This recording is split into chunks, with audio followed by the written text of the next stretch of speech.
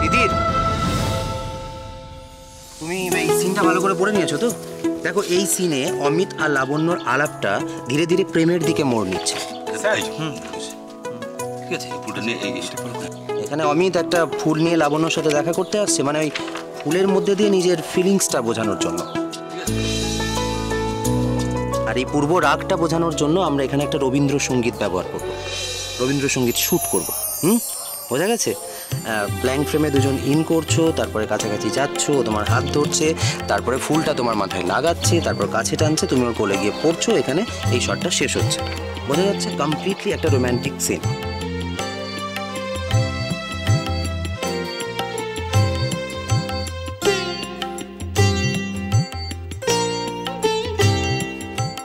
যদি তারে নাই চিনি গো, সে কি আমায় নেবে চিনে এই নব ফাল্গুনের দিনে? জানি নে যদি তারে নাই চিনি গো, সে কি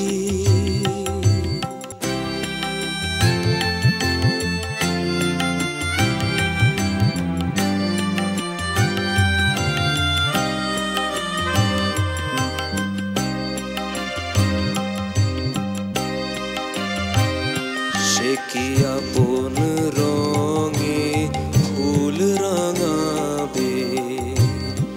সে কি মর্মে সে ঘুম ভাঙাবে? আপন রঙে ফুল রাঙাবে?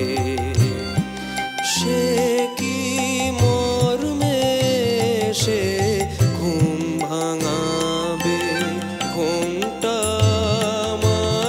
নতুন পাতার হঠাৎ,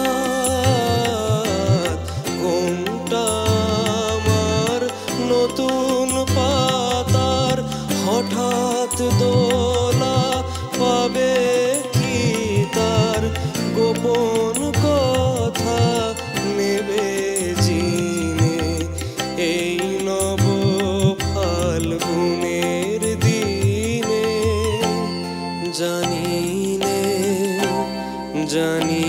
নে যদি তারে নাই চিনি গো, সে কি। চ্যাটার্জি বাড়ির মেয়েদের সাজানো, লুকানো, হারানো ইচ্ছেগুলোর গল্প চ্যাটার্জি বাড়ির মেয়েরা। দেখুন সোম থেকে শনি সন্ধ্যে 7টায়, আকাশ 8-এ।